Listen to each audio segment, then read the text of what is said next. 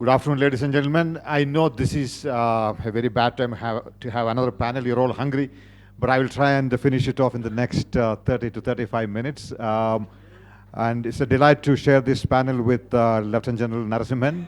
And we will sort of talk about. We'll begin with a question on Russia-Ukraine war and then move on to geopolitics and deglobalization. General Narasimhan, if I may ask, I mean, we've just heard this conversation between Stanley Joni and Ambassador Saran on the Russia-Ukraine question. The question that I have for you is, what do you think has been the impact of this war on the global order, and particularly for India, on Indian interests, as it were? Thank you very much for having me on this panel. And it's a very interesting question as a continuation from what Ambassador Saran mentioned. See, three things have happened.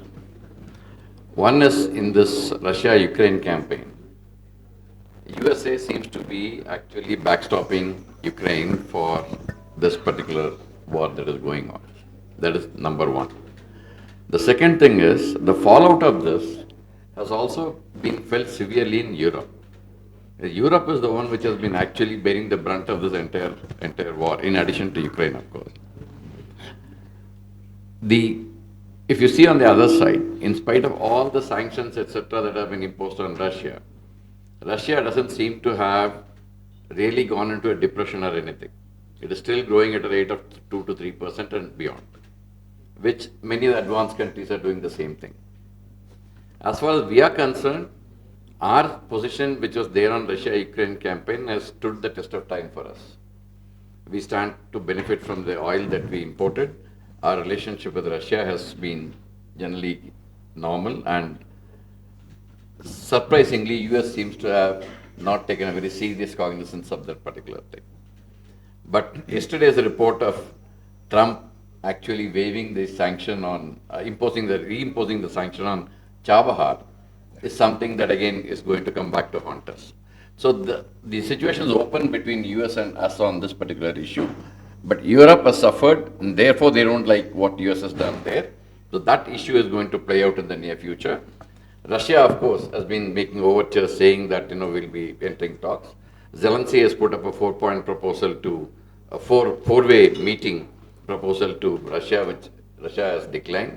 So this is all up in the air. But the fact of the matter is we have remained comparatively safe in all this. And I think is going to be the way forward in the near time to come. I want to pick up one more question that was discussed between Stanley and Ambassador Saran, and that is about how the United States looks at China. Now, Ambassador Saran made this very interesting point that Trump looks at China as the primary adversary. You've been the Director General of the Canterbury South Asia in the Ministry of External Affairs, and you watch China for a long time. Do the Americans actually look at China as the principal contradiction? And if that is the case, why did they go into indirectly go into a war with the Russians, diverting their attention from the Chinese, as it were?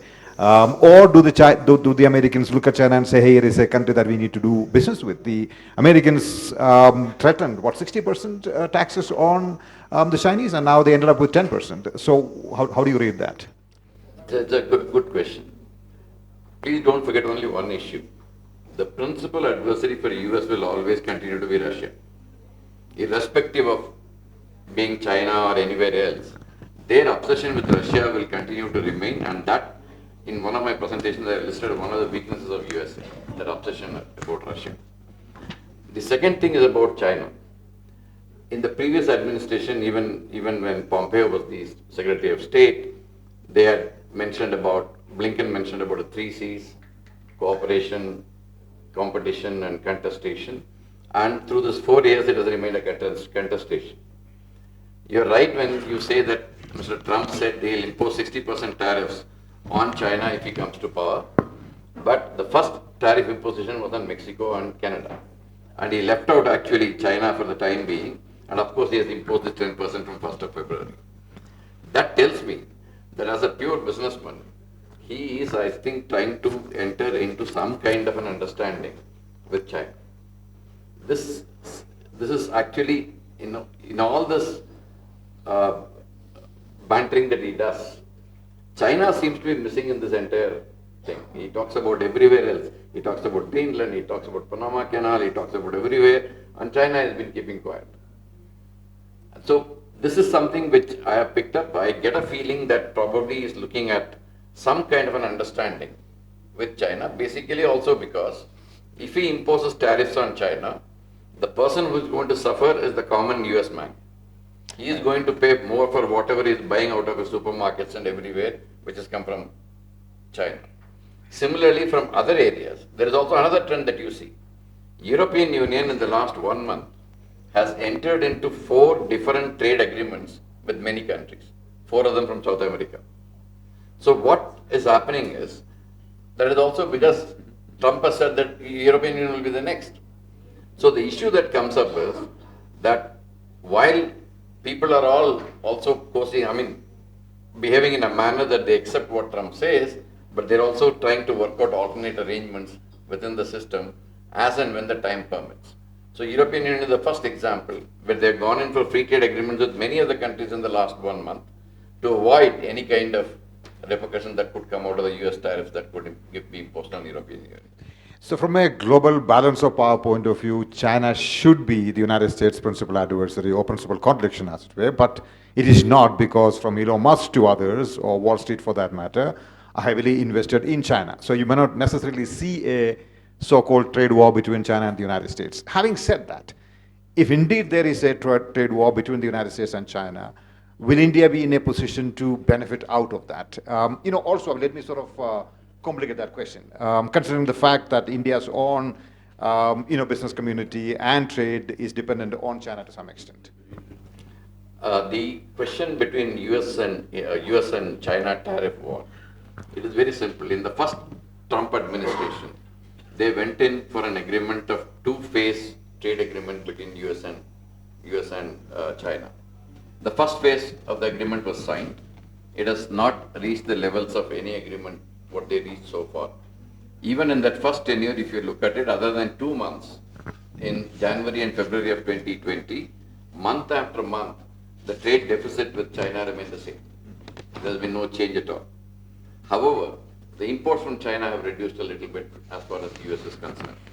So therefore, when you say trade war and tariffs, I don't think US has benefited out of the trade war. So phase one agreement is still not complete. Phase 2, they're not even talking about it. I don't know where this war is going. I don't think the war is going anywhere. The fact of the matter remains that the earlier question when I answered, I said that US and China are looking at some kind of an understanding. If that understanding comes out, it will play better for us. Because the main contention of US is that India is going too close to US, and that should not happen. So if US and China are posing up together, probably then it will work out a little better for us in terms of economics and the trade and imports and everything else. But that is a if. We don't know whether that will happen or otherwise. So this is something that we need to keep in mind. US-China, you say principal contradiction is a different connotation. There's the Marxist literature. But the Marxist literature. That is only within China they have a principal contradiction. But principal opponent for US, other than that obsession which I mentioned to you about Russia, is China. Please look at the US national security strategy, national defense strategy which came up in 2017, Biden's national security strategy and defense strategy which came out in 2021. All of them talk about China being a primary opponent. So you find that even though they have the obsession with Russia, the second one is going to be China. And that is the mistake the US has done, clubbing both of them together as revisionist powers. And that has brought both China and Russia even closer. So when we now talk to the people in the US that you should probably deal with them separately, he says we understand but we don't know how to go about it. So having put them together, they don't know how to disengage them and deal with them individually. So this is the situation in which the US finds itself as of now. What about the Europeans? Do you think the Europeans view China as an adversary, potential adversary? If you look at, for example, some of the papers that have come out of the European Union, or say, for example, Germany, the China paper, for example, they would look at China and say, hey, here is a systemic competitor, but a major partner, and XYZ. So they're quite confused in that sense. So if the United States seems to be having a sort of two-pronged strategy as we're looking at China, and if the Germans and the Europeans are unclear about it, how should India look at the China question, as it were, in this sort of larger global balance of power context? I think the Europeans are very clear about what they want. When we interact with the European think tank, they are extremely clear that Russia is our immediate threat. China is a faraway entity. We'll deal with it whenever we come to it. We are joined in the hip with them for the economic issues like Germany and France, etc. So we are not going to upset that apple cart. US may have its own issues with China, but we will continue to have this kind of a relationship. However, our main security threat is Russia. So this is the situation in which you see yourself as India, and now you have to deal with the US. Of course, you have taken care of the Harley-Davidson, which Trump was insisting on in the last tenure.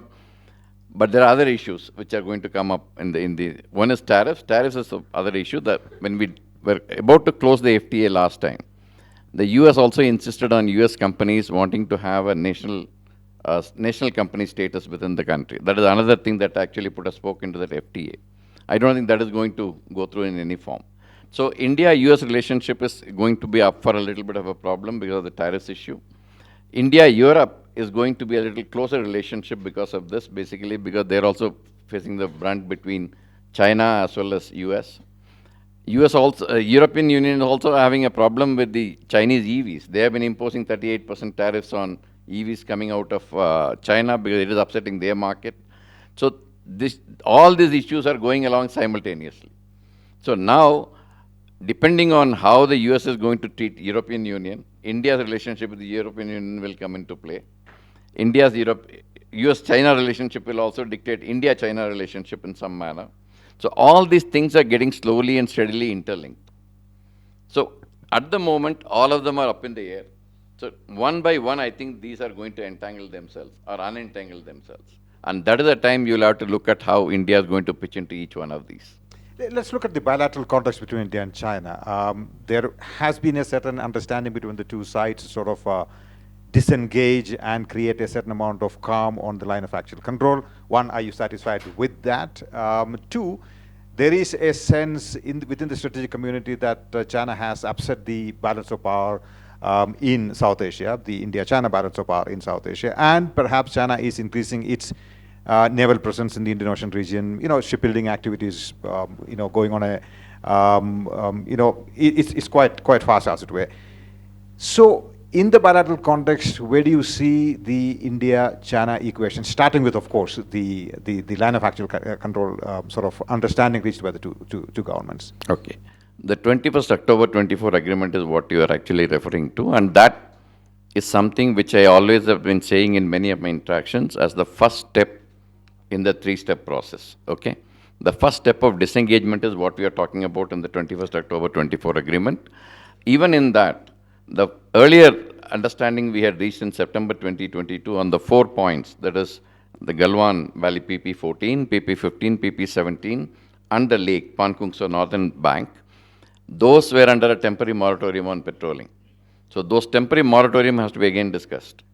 That is the first step in the three-step process of disengagement, de-escalation, and de-induction. We are still in the first phase. So this is only a first step. So let us not get our hopes very high on this particular LAC business. And de-escalation is going to be even more difficult because disengagement itself has taken 4 years plus. De-escalation is going to be even more difficult, and so let us not peg our hopes high on that for an early kind of an agreement on this. So this is as far as this is concerned. The second question is on the overall relationship.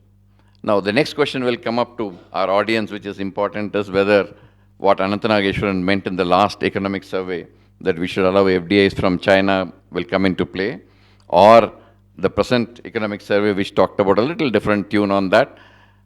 My own understanding is we are going to allow, for this audience, I'm sure they'll know, the press note 3, which actually said that any investments from the neighboring countries to India will go through the government approval route, is pre-Galwan. It is not linked to Galwan at all. It's a pre-Galwan understanding and an arrangement that was imposed at that point in time. Even the banning of the apps also pre-Galwan. So let us not link those to Galwan and beyond. In this particular arrangement that we are talking about, I think my own statistics, if I am correct, there are 279 applications received from the Chinese side for investments in India. Out of them, 17 have been approved. 104 are under consideration. Remainder are being rejected. The reason for that is very simple. The FDIs in China from 2000 onwards, if you look at it, in the last 24 to 25 years, a total of approximately $4 to $4.2 billion worth of investments have come into the country. Out of them, it has neither improved the manufacturing within the country, nor any technology transfer has taken place.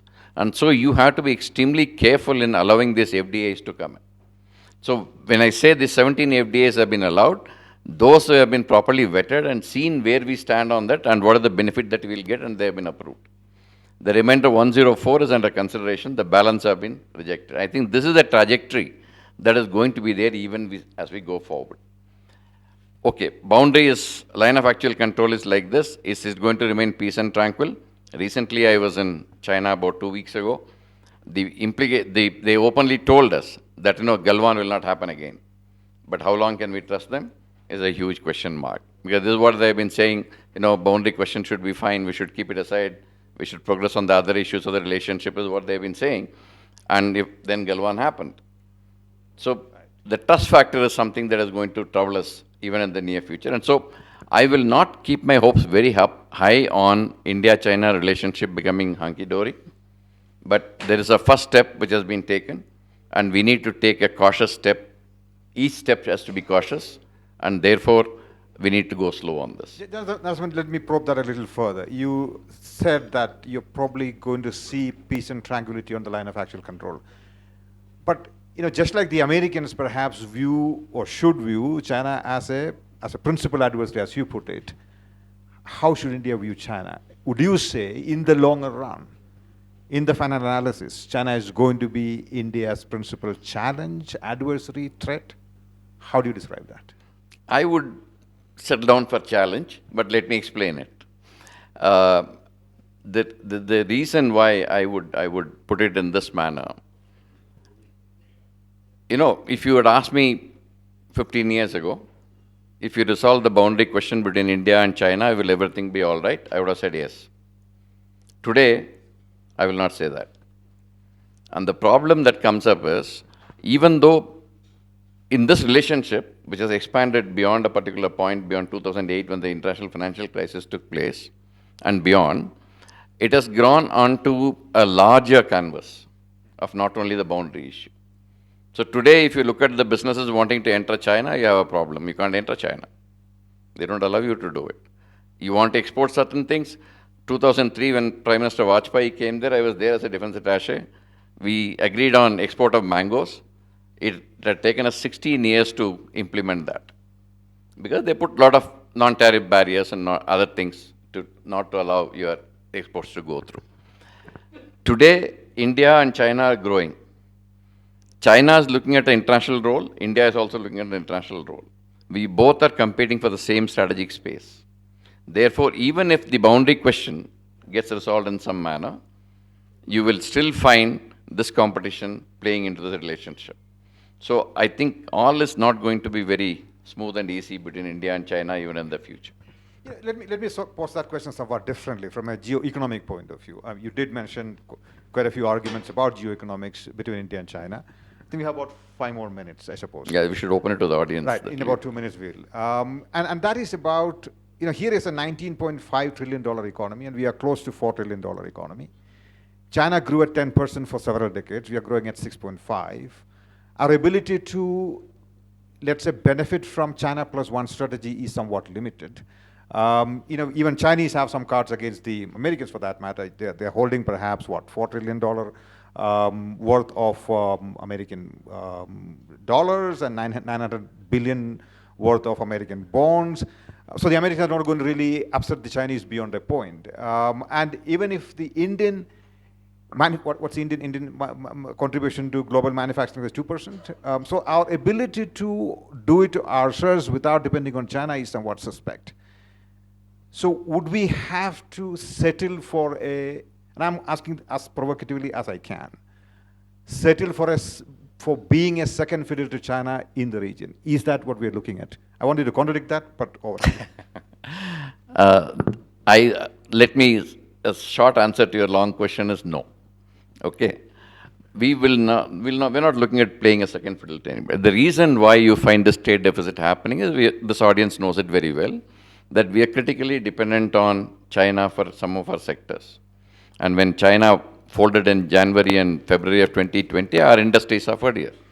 You take many of the industries on which we are dependent on China.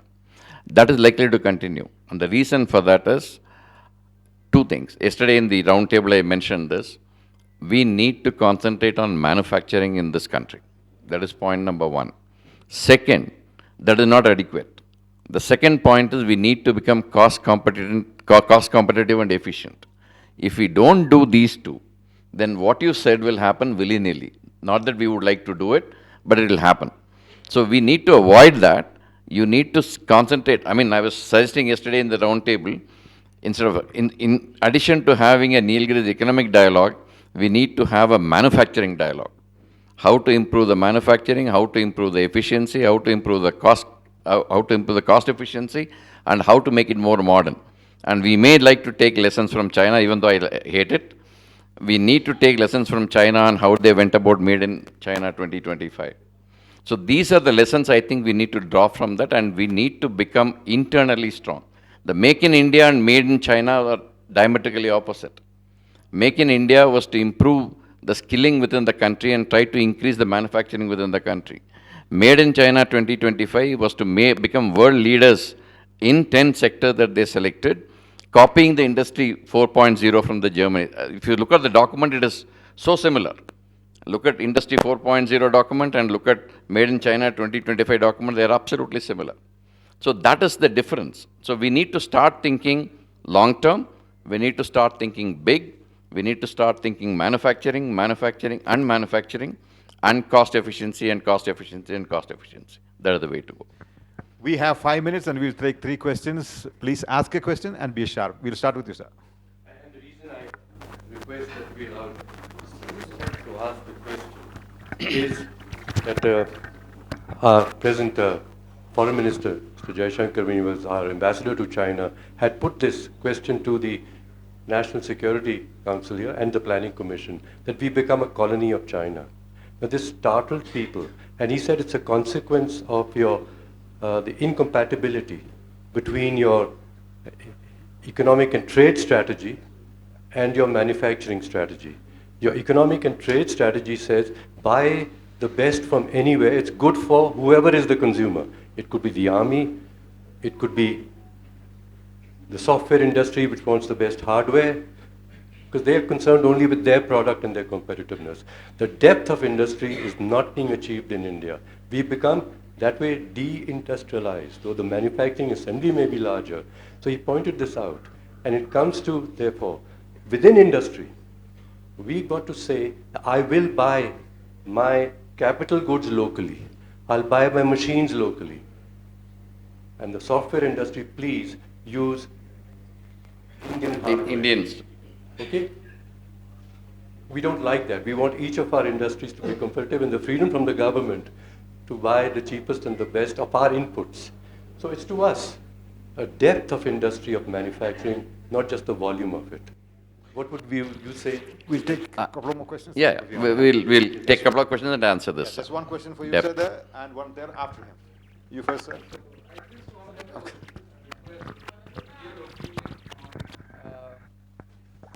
Is it still relevant for us to remain concerned about the China's influence and India's engagement in the neighboring countries such as Sri Lanka and Maldives?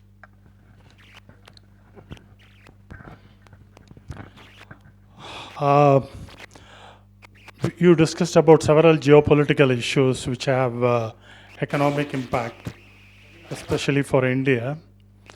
I would put it this way. Geopolitical issues which are of short-term nature, which are of long-term nature.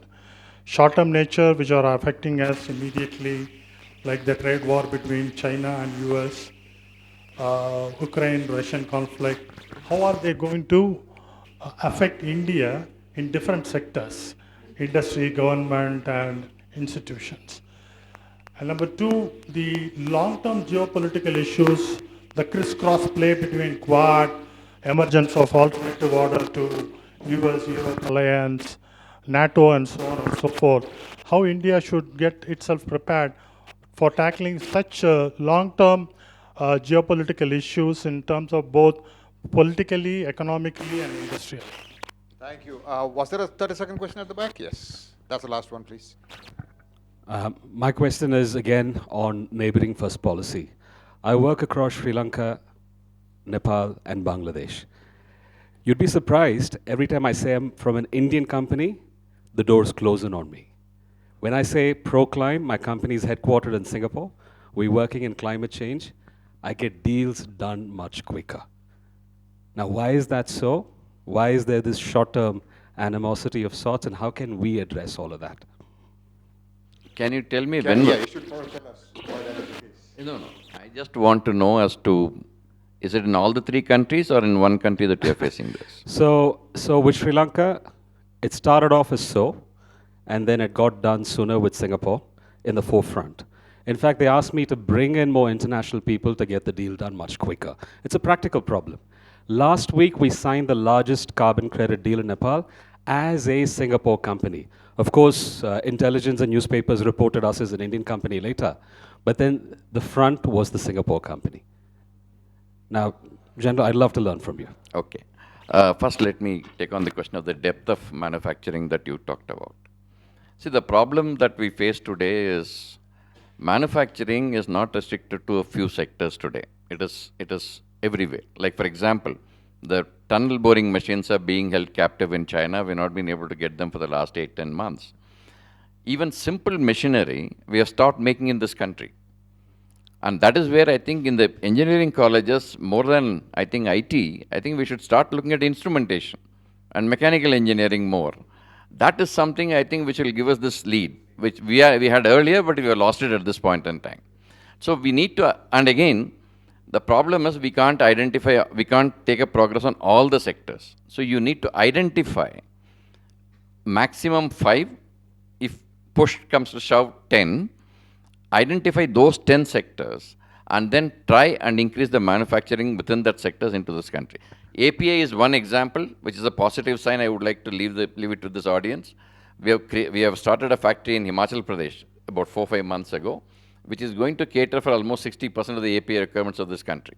And we are the world leaders in API earlier, till 2003-4. We lost it. We need to regain that. And that is something I think we need to work. And we need to narrow this band of sectors and then go deeper into it and then expand slowly as to what comes next. I think that is the way to go if that caters for your... The second question that came from the other end, you asked about some, I'm sorry, I'm not... Neighborhood, right. Okay. We did a detailed study on China's relationship in neighborhood. We took 22 parameters and we did the 22 parameters with each country with China. You will be surprised, notwithstanding what the gentleman had a problem in Sri Lanka, you will be surprised that Chinese are not running right all over the place. No. At best, they have got a mixed kind of a response. Because of certain reasons, it is not that. Traditionally, I mean, foreign policy wise, both are same. They are saying friendly neighborhood policy, you are saying neighborhood first policy. Traditionally, if you look at the China neighborhood relationship, if you look at the loans and grants, simple case, the grants are 1/4 of the loans. So they are basically lending to these countries and not helping them out. That is the first point. The second point is also the way they enter the market and thereafter try to expand. Like, for example, take Hambantota for that matter. You go in with a contract of, say, 300 million or 600 million, and slowly by the time when you finish the contract, it comes to 1.2 billion. So it increases the burden within those countries. So there are many issues on which the countries are not very comfortable with dealing with China. So it is not a given that Chinese are running right all over the place. That is one. Second thing, I was told to my face when I was traveling to a neighboring country, I don't want to name the country, we are happy if India and China are fighting. They told openly to my face. They said, India and China, if they are fighting, we are happy, we can play both and milk the best out of both of you. And that is the thing which these countries will follow. They need investment. Whosoever gives the investment, they'll go to, and they'll play one against the other and get whatever maximum they can get. So this is something which we need to be living with. We can invest more. We have done that. Starting from 2014, if you look at it, we have increased the investments, the grants, the lines of credit, etc. has been increased thrice of what was happening before. The issue is, it is still not adequate. And so they will still look at China for whatever their needs are. You cannot avoid it. So you will have to work in this environment and try and get the best out of it. That is the way I would like to see in the near future. There is one question about the long-term and the short-term issues that you look at. On the long-term issue on NATO and all, I'm not worried. Because NATO is supposed to be a defensive organization looking after Europe. They wanted to open an office in Japan. They have been pushed back. I don't think that is an issue that we should be worried about. What we should be worried about is the Quad, Indo-Pacific, and how China sees it. China and Russia sees it, actually. If you say Indo-Pacific in China, they'll hit the roof. They don't like that word at all. If you say Asia-Pacific, they are willing to go with you. To that extent, they don't like anything that they perceive to be a grouping against that country. So to that extent, you need to be careful. But Quad, and we have been very, very careful in mentioning Quad. I mean, for all of you who read the newspapers, every analyst today has started calling it a Quad security dialogue. It is not a security dialogue. Right from the inception. And if you go to the foreign ministry websites of all the 4 countries, none of them call it a security dialogue. They call it a diplomatic engagement, somebody calls some regional development, but none of them call it a security dialogue. The moment you put the word security into it, the Chinese are up in arms. Because they feel that these 4 countries have come in, joined hands together to counter me. So that is what we have been very, very carefully wanting to avoid. That is number one. Quad fits into the Indo-Pacific as a larger theme. And Quad as well as Indo-Pacific, if you look at the remarks of our Prime Minister in 2018 Shangri-La Dialogue, he laid out what Indo-Pacific is. It is purely a development-oriented kind of an initiative, into which the Quad fits in. So Quad and Indo-Pacific are mainly meant for regional development, regional cooperation, and you look at the subjects that the Quad has taken for working on. Other than maritime security and cyber security, there are no security-related issues being dealt with in the Quad. So if you look at all this, I think if we stick to this format, I think we will not probably run riot into the others. I think this will probably grow. That is the way to see it. Short-term geopolitical risk, I don't see anything much. I mean, we can talk about Trump, we can talk about Russia, Ukraine. Russia, Ukraine, the way it is, I think it has not affected us. It affected us in the manner that fertilizers were affected initially. Initially, oil was affected. And third, the grain export from Ukraine was affected. These are 3 issues that affected our entire thing. I think those things have settled down by and large now at this point in time. The other regional issues that are talking about in the West Asia, Mr. Jaishankar was recently in West Asia, he has already done the bridging part, is already happening. So to the extent, I think we should be able to navigate through the short-term issues that we have got. It is the long-term issues, I think, that we need to be worried about and keeping our eyes on. You don't want to answer that question about Sri Lanka? Yeah, Nepal? on the question of Sri Lanka and this thing. Please take your mind back to 2020. When Sri Lanka was up in arms against everything collapsed in Sri Lanka, China did not bail them out. Okay? It is India which bailed them out with $4 billion worth of aid. Right? And if you ask any of the Sri Lankans, if you ask the think tank Sri Lankans, they don't blame their government for getting into this Hambantota or any other debt trap. They say that my government did not do due diligence, because of which we have run into trouble. They don't blame Chinese. This is the trend you see anywhere in Sri Lanka. If you walk and ask people, this is what they'll tell you. So therefore, the Chinese influence operations have been working very strongly in these countries. And that may be coming in to some extent to trouble you in Sri Lanka. But I would like you to be in touch with me And if you run into the same trouble in Nepal and the other place which you mentioned, then we'll see what we can do about it. But I think this seems to be a temporary kind of a thing. We'll have to wait and weather over this. Thank you, General Narasimhan. I think the big message from him is quite clear. You need to go back to the fundamentals, be it geoeconomics or geopolitics or foreign policy, as it were, and make the right decisions for your country, including the question of manufacturing. I think that's very important. But I think you would agree with me. This was a fascinating set of insights from General Narasimhan. Let's put our hands together for Lieutenant General Narasimhan. With that, I bring the session to a close. Thank you all for listening to us.